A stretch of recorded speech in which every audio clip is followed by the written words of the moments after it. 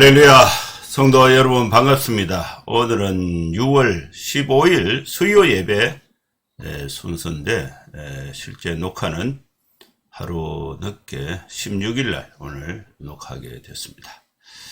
제가 지난주에 몽골에 선교 다녀왔다가 곧바로 또 수원에 출장이 있어서 이렇게 참 녹화실 올 또 여유가 못 돼서 좀 늦었습니다. 그러나 하나님께서 우리에게 주신 말씀의 순서에 따라서 하루 늦었지만 수요 예배로 하나님 앞에 드리게 되었습니다. 예배에 오신 우리 즐거운 교회, 정다운 교회, 또 우리의 교회 성도 여러분 모두 반갑고 또 환영하고 또 주님의 이름으로 축복합니다. 먼저 예배 안내부터 드리고 예배를 시작하겠습니다. 구원받는 사람을 날마다 더하게 하라. 이 주제로 사도행전 2장 37절에서 47절 말씀을 본문으로 해서 말씀을 강론하겠습니다. 예배 순서는 묵도, 찬송, 성경 봉독, 설교, 축도하는 순서로 진행을 하겠습니다.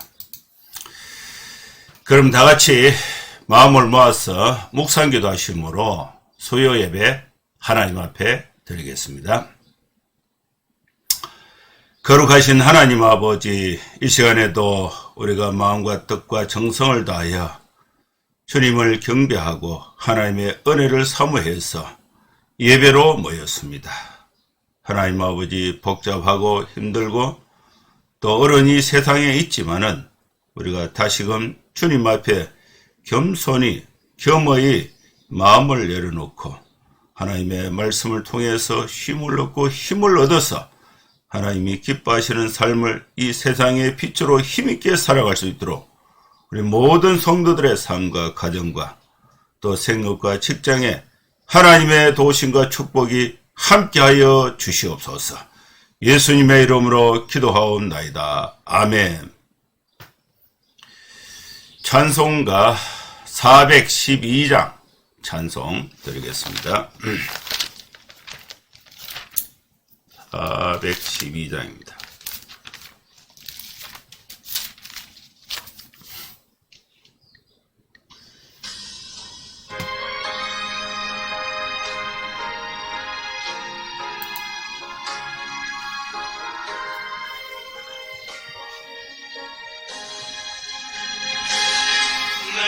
영혼의 걷기 깊은 데서 맑은 가락이 울려나네. 하늘 복조가 언제나 흘러나와 내 영혼을 고이 사네.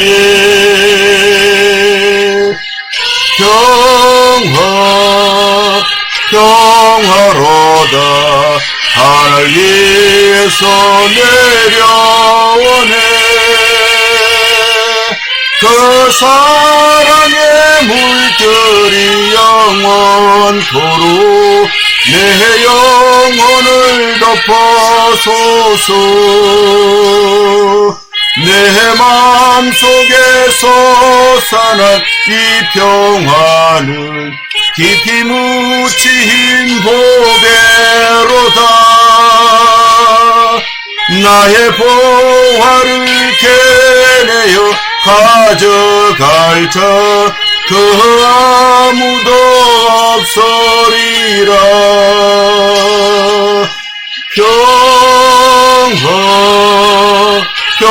평화로다 하늘 위에서 내려오네. 그 사랑의 물줄이 영원토록 내 영혼을 덮어소서.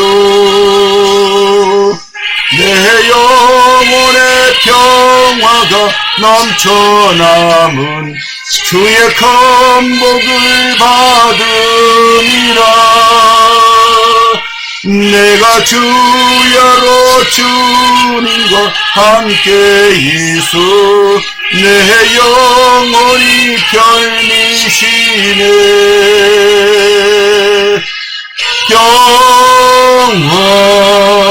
평화로다 하늘 위에서 내려오네. 그 소서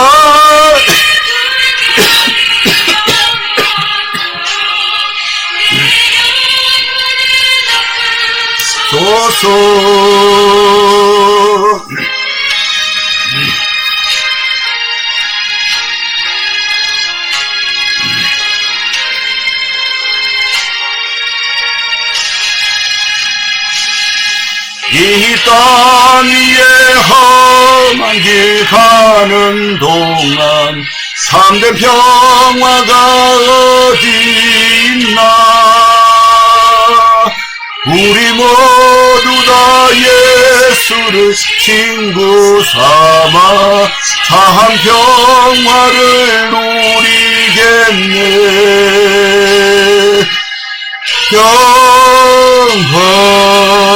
평화로다 하늘 위에서 내려오네.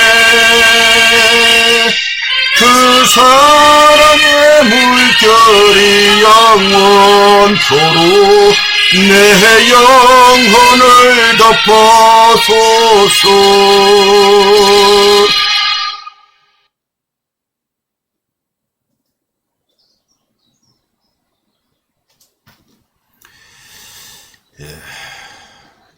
이제 하나님 말씀 보겠습니다. 사도행전 2장 37절에서 47절 말씀 보겠습니다. 그들이 이 말을 듣고 마음에 찔려 베드로와 다른 사도들에게 물어 이르되 형제들아 우리가 어찌할꼬 하거늘. 베드로가 이르되 너희가 회개하여 각각 예수 그리스도의 이름으로 세례를 받고 죄 사함을 받으라. 그리하면 성령의 선물을 받으리니 이 약속은 너희와 너희 자녀와 모든 먼데 사람 곧 주 우리 하나님이 얼마든지 부르시는 자들에게 하신 것이라 하고 또 여러 말로 확정하며 권하여 이르되 너희가 이 패역한 세대에서 구원을 받으라 하니 그 말을 받은 사람들은 세례를 받으며 이날의 신도의 수가 3,000이나 더하더라. 그들이 사도의 가르침을 받아 서로 교제하고 떡을 떼며 오로지 기도하기를 힘쓰니라.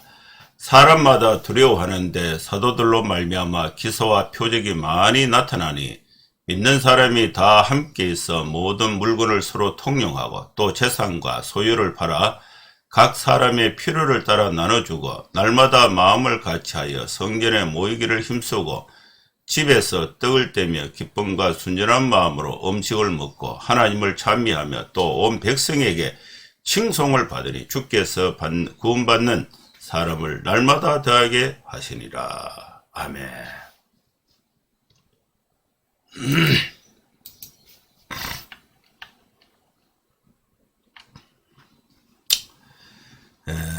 오늘도 하나님께서 우리에게 소중한 말씀을 주셨습니다. 이 말씀을 오늘 우리에게 주시는 말씀으로 받아서 하나님의 말씀을 강론하고자 합니다. 이 말씀의 배경은 베드로가 설교를 해서 사람들이 이제 우리는 어떻게 해야 되느냐, 여기서 이제 말씀이 시작이 됩니다. 베드로는 갈릴리 바닷가에 어부의 일을 하고 있을 때에 예수님께서 베드로에게 다가오셔서 나를 따르라, 사람 낚는 어부가 되게 하리라, 이 말씀을 하셨을 때에 베드로는 배와 그물과 또 가족을 다 이렇게 버리고 예수님의 제자로서 3년 동안 예수님을 따라다니면서 하나님의 나라의 일들을 보고 훈련받고 또 새로운 경험을 하게 됐습니다. 산상수훈의 설교는 베드로에게 아주 은혜가 또 되었고, 또 이 베드로가 오병이의 기적도 이렇게 참 훌륭한 경험이 되었고, 또 변화산에서 또 이렇게 초막셋을 짓고 여기서 예수님과 함께 삽시다, 그런 이제 이야기도 했습니다.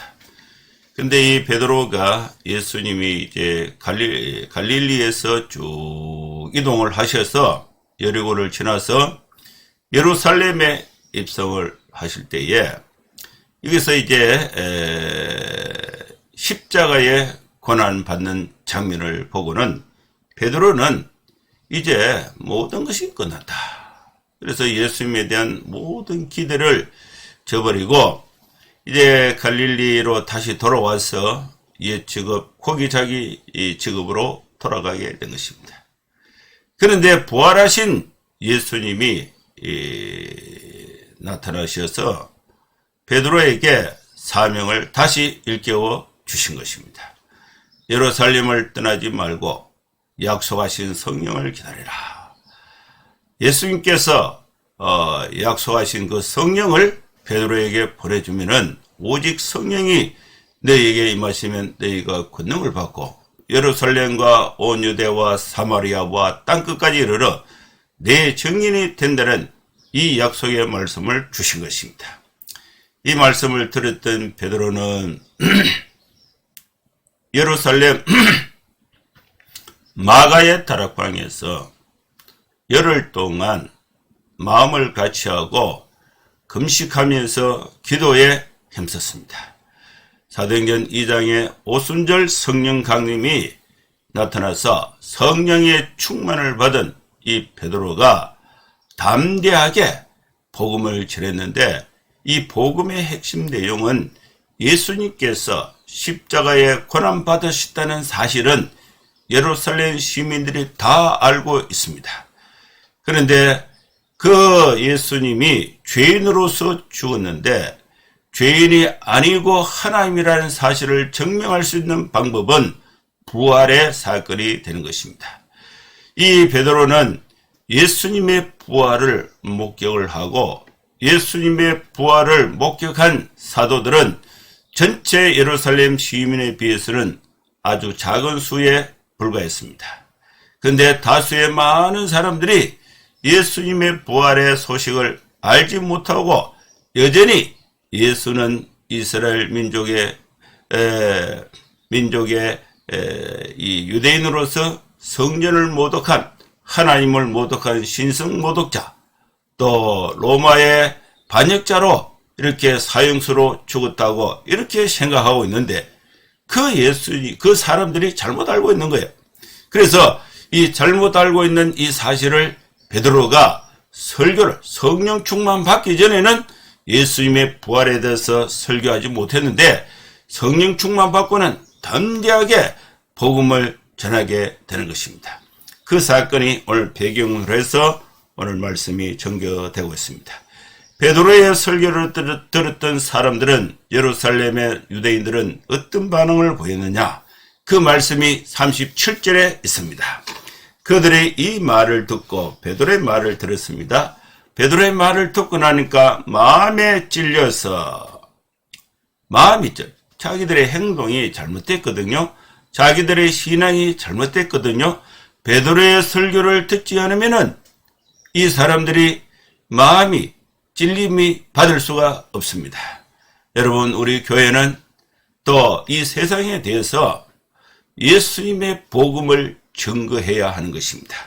마음에 찔려서 베드로와 다른 사도들에게 물어 이르되, 이제 이 일이 이미 이제 예수님이 십자가 고난을 다 받으셨는데 그걸 보니까 우리가 잘못했는데 이걸 어떻게 하면 좋겠습니까?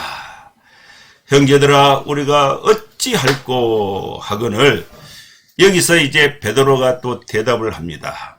베드로가 이르되 너희가 회개하라, 마음을 고쳐 먹으라. 이렇게 가고 있던 방향이 잘못됐다는 것을 깨닫고는 방향을 터내서 이쪽으로 이쪽으로 바꿔가라. 이것이 회개라는 뜻입니다. 회개의 구체적인 행동은 각각 예수 그리스도의 이름으로 세례를 받는 것입니다.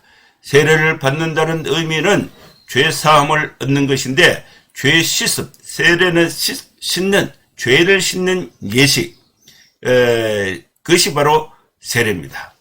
세례를 예수님은 이제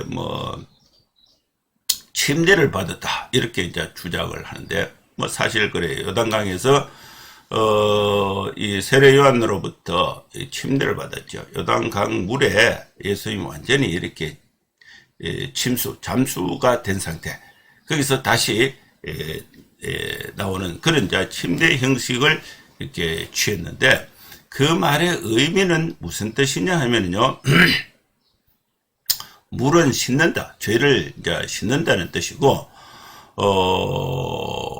물속에 들어가면은 일단 호흡이 중단이 됩니다. 호흡이 중단됐다는 것은 죽음을 뜻합니다. 죄에 대해서는 죽고 다시 이제 물 위로 나오면은 호흡을 다시 재개하는데, 죄에 대해서 죽고 의에 대해서 산다, 의인으로 산다, 그런 의미가 이제 세례라는 의미가 있습니다. 오늘 우리 장로교에서는 이제 약식으로 세례를 하는데, 물을 가지고 이제 목사님이 이제 물을 이제 찍어서 머리에 이렇게 대면은 물이 여 위에까지 찼다는 뜻이에요. 그는 침례를 의미하죠. 그러면은 이게 물이 여 위에까지 찼으니까 이제 호흡이 중단이 되고 죄에 대해서는 죽고 세례를 마치고 다시 의에 대해서 산다, 그런 의미가 세례가 되는 것입니다. 세례는 예수님의 이름으로 세례를 받습니다. 세례를 받았다는 것은 예수 그리스도를 나의 구주, 나의 하나님으로 믿고, 예수님께서 내 모든 죄를 용서하셨다는 사실을 믿고, 이제 다시 하나님의 자녀로서 의인으로서 살아간다는 것, 이것을 의미하는데, 이것을 세례라는 형식을 통해서 나의 예수 그리스도를 구주로 고백한 그 신앙을 교회의 공적 조직에 공적으로 선언하는 것, 공포하는 것을 이 세례의 의미로 포함할 수가 있습니다. 세례를 받고 죄사함을 받으라. 그러면 이제 회개의 단계가 예수 그리스도의 이름으로 세례를 받고 죄사함을 받고 그 다음에 성령을 선물로 받게 되는 것입니다. 그리하면 성령의 선물을 받으리니, 누가 이 성령의 선물을 받을 수가 있는가? 누가 죄사함을 받을 수가 있는가? 누가 예수의 이름으로 세례를 받을 수가 있는가? 이 성령을 선물로 죄사함 받고 또 예수님의 이름으로 세례를 받고 죄사함을 받고 또 성령의 선물을 받는 이 약속은 누구에게 주신 말씀인가? 예수님 당시에 베드로에게 국한된 말씀은 아닙니다. 이 약속은 39절에 있습니다. 이 약속은 너희와 너희 자녀와 모든 먼데 사람 곧 주 우리 하나님이 얼마든지 부르시는 자들에게 하신 것이라 하고, 베드로는 하나님께서 예수 그리스도를 구주로 믿고 죄사함 받고 성령을 선물로 주신다는 이 약속은 인류 모든 사람에게 적용된다고 말씀하고 있습니다. 2000년 전에 베드로가 설교했던 사도행전 2장의 이 말씀은 베드로의 입을 통해서 하나님께서 우리 모든 인류에게 주신 구원의 말씀이 된 것입니다. 여러분, 이 말씀을 따라서 예수 그리스도를 나의 구주, 나의 하나님으로 믿고 세례를 받았습니다. 그리고 또 복음을 듣고 또 새로운 신자가 되는 사람들은 교회 앞에서 신앙을 고백하고 세례를 받아야 하는 것입니다. 세례를 받았다는 것은 죄에 대해서 씻음, 죄사함을 받았다는 의미가 되고, 죄사함을 받고 거기에 죄가 빠져나가고 그 마음에 이제 성령의 충만한 은혜를 받아야 하는 것입니다. 성령의 충만한 은혜를 받는 이 약속은 누구에게 적용되는가? 오늘 저와 여러분에게 적용되고 우리가 또 복음을 전해서 복음을 듣는 또 교회가 복음을 전해서 교회를 통해서 또 성도가 복음을 전해서 복음을 전해서 성도를 통해서 복음을 듣는 모든 사람에게 주신 하나님의 축복의 약속이 되는 것입니다. 베드로가 이것을 이제 설교를 하고 40절에 보면요. 그 설교를 뒷받침할 수 있는 여러 가지 사실을 여러 말로 확증하여 권하여 이르되 너희가 이 패역한 세대에서 구원을 받으라 하니. 베드로가 설교했을 때에 이 예루살렘 시민들이 예수님이 죄인이 아닌데 역적으로 말해서 신성모독자로 예수님이 하나님이신데 신성모독자로 처형을 했는데 그게 잘못됐다는 걸 깨닫고 베드로의 설교를 듣고 깨닫고 우리가 왜 어떻게 해야 되느냐. 이때에 베드로가 예수 그리스도의 이름으로 세를 받고 제사함 받고 성령을 선물로 받으라 이 말씀을 했습니다. 그리고 이 패역한 세대에서 구원을 받으라. 그러니까 이 베드로의 설교를 들었던 사람들이 다 그렇게 한 것입니다. 믿음을 바꾸게 된 것입니다. 그래서 이제 어떤 결과가 나타났느냐. 41절에 보면요. 이 말씀을 받은 사람들은 세례를 받으며 이날의 신도의 수가 3,000이나 더하더라. 베드로의 이제 성령 충만 받고 베드로가 설교를 하고 또 회개하고 세례받은 숫자가 3,000명이나 되었다는 것입니다. 이 3,000명이 이제 변화가 됐는데 이 사람들이 이제 변화받은 이후에 어떻게 됐는가? 예수 그리스도를 구주로 믿고 세례를 받은 이후에 성도가 된 이후에 어떻게 됐는가? 그게 42절에 있습니다. 그들이 사도의 가르침을 받아. 여러분, 우리 성도들은 예수 그리스도를 구주로 믿고 하나님의 백성이 되고 그래서 영적으로 이제 거듭난 것입니다. 그런 상태에서 계속해서는 안 되고 여기서 이제 어떤 변화를 가져야 되느냐? 교육을 받아야 됩니다. 사도의 가르침을 받아야 된다. 사도의 가르침을 받으려면은 두 가지 조건이 이제 형성이 되어야 되는데 가르치는 사람이 있고 배우는 사람이 있어야 돼요. 가르치는 사람과 배우는 사람의 만남의 장소가 바로 교회입니다. 교회는 하나님의 말씀을 가르치고 목사가 하나님의 말씀을 가르치고 교회는 성도가 또 하나님의 말씀을 가르침을 받는 거기서 이제 성도로서 변화를 만들어내는 그런 이 장소가 바로 교회가 되는 것입니다. 사도의 가르침을 받고 나니까 이 교인들의 삶이 행동이 이제 바뀌게 되는데 어떻게 바뀌게 되느냐?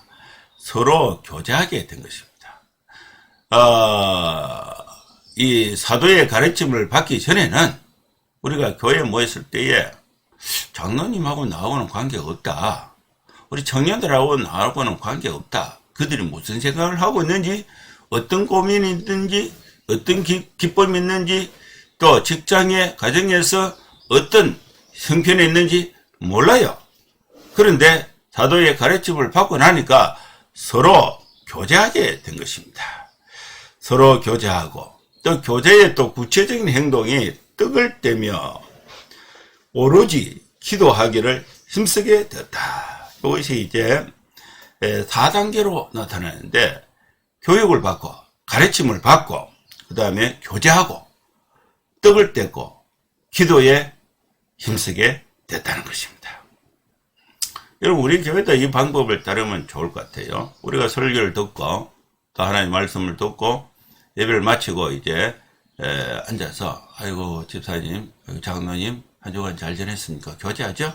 그리고 이제 김밥하고 이제 음료수하고 받아서 떡을 떼고 식사를 하고 식사하고 난 뒤에는 이제 식사하면서 뭐 형편이 어떠냐, 가족들은 어떠냐, 또 직장은 어떠냐 이렇게 듣고 감사한 일은 하나님께 영광을 돌리고 어려운 일은 또 위로하고 기도. 여기 기도가 딱 마무리되는 거예요. 그래서 말씀을 듣고 또 교제하고 또 식사하고 기도에 힘쓰는 것. 이것이 예루살렘 베드로가 3,000명이 회개를 하고 그들과 사역했던 원리가 바로 이 네 가지가 되는 것입니다. 말씀을 가르치고 교제하고 식사하고 기도에 힘썼다는 것입니다. 그렇게 하니까 이제 어떤 결과가 나타나느냐. 43절에요. 사람마다 두려워하는데 사도들로 말미암아 기사와 표적이 많이 나타났다. 베드로가 사도들을 통해서 많은 기사와 표적이 나타났다. 그러니까 사람들이 두려워했다는 것입니다. 믿는 사람이 다 함께 있어서 모든 물건을 서로 통용하고 오순절 성령 강림 이후에 예루살렘 교회는 성령의 충만을 받고 사도의 가르침을 받고 이제 교회가 어떻게 달라졌느냐. 믿는 사람이 다 함께 있었다. 모임이 중요한 거예요. 그리고 모든 물건을 서로 통용하게 됐다. 물건을 서로 통용하게 될 때는 과거에는 자기가 소유가 있었는데 그 소유가 자기가 사용하지 않아도 다른 사람도 사용 못하고 나도 사용 안 한 상태에서 내가 소유만 갖고 있었는 거예요. 그런데 성령 충만을 받고 가르침을 받았던 예루살렘 교회는 이제 거기에 변화가 나타났습니다. 45절을 보면 재산과 소유를 팔아서 각 사람의 필요를 따라서 나눠주게 됐다. 필요를 따라서 서로 나눠주게 됐다. 그리고 날마다 마음을 같이해서 우리 성도 간에는 마음을 같이하는 것이 그 무엇보다도 중요한 것입니다. 마음이 왜 갈라집니까? 자기 중심으로 자기 욕심으로 다른 사람을 조종하려고 했을 때에 그것은 마음이 갈라지는 것입니다. 마음을 같이 할 수가 없어요. 다른 사람의 필요를 채워주고 도우려고 했을 때는 마음을 같이 할 수가 있는 것입니다. 날마다 마음을 같이하여 또 성전에 모이기를 힘썼다. 우리 성도들은 모이기를 힘써야 된다.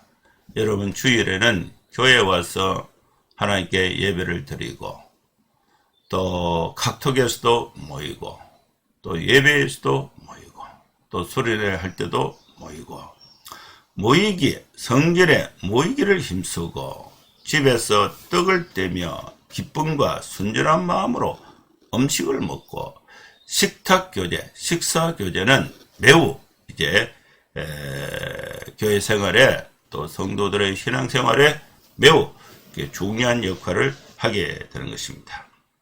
그러니까 이제 성도들 행편이 어떻게 달라졌냐면은 하나님을 찬미하게 됐습니다. 또 온 백성에게 칭송을 받게 됐습니다. 그래서 주께서 구원받는 사람을 날마다 더하게 된 것입니다. 하나님의 은혜와 축복이 함께한 것입니다. 이 사도교회 예루살렘 교회는 이제 성령 충만을 받고 사도들이 가르치니까 거기서 이제 회개해서 세례를 받고 죄사함을 받고 성령의 충만을 받고 그러다 보니까 성도들이 소유와 재산과 소유를 다 팔아서 각 사람의 필요를 따라서 나눠주고 날마다 마음을 같이하고 성전에 모이기를 힘쓰고 집에서 떡을 떼고 또 기쁨이 있고 또 순전한 마음으로 음식을 먹고 그러면서 모인 성도들이 하나님을 찬미하고 그러다 보니까 온 백성들로부터 칭송을 받고 그러다 보니까 교회 밖에 있는 사람들이 나도 교인들처럼 됐으면 좋겠다. 이렇게 해서 전도가 된 것입니다. 그래서 날마다 구원받는 사람을 주께서 구원받는 사람을 날마다 더하게 한 사건이 오늘 본문에 있는 것입니다. 오늘 우리 교회는 초대교회의 이 모습을 본받아서 우리가 예수 그리스도를 구주로 믿고 또 죄사함을 받고 또 세례를 받고 죄사함을 받고 성령의 선물을 받아서 하나님의 사랑을 실천하면서 하나님을 경외하고 또 백성들을 사랑해서 그들로 하여금 예수를 믿게 해서 날마다 구원받는 숫자가 되지는 교회, 여러분의 삶이 될 수 있기를 주님의 이름으로 축복하며 또 기원합니다. 기도하겠습니다. 거룩하신 하나님 아버지, 주님의 은혜를 감사합니다. 오늘 우리에게 주신 이 말씀을 마음에 새기고 우리 교회 온 성도들이 예수 그리스도를 구주로 믿고 또 회개하고 죄사함 받고 성령을 선물로 받아서 하나님의 찬미하고 또 하나님의 사랑을 또 실천해서 날마다 구원받는 숫자가 되지는 하나님의 역사를 이루어가는 우리 성도들, 우리 교회가 되게 하여 주시옵소서. 예수님의 이름으로 기도하옵나이다. 아멘. 축도하겠습니다. 이제는 우리 구주 예수 그리스도의 크신 은혜와 하나님의 사랑과 성령의 감동함과 역사 충만 축복하심이 이곳에 함께 예배하는 모든 성도들 머리머리 위에 이제로부터 영원토록 함께 설지어다. 아멘. 예, 감사합니다.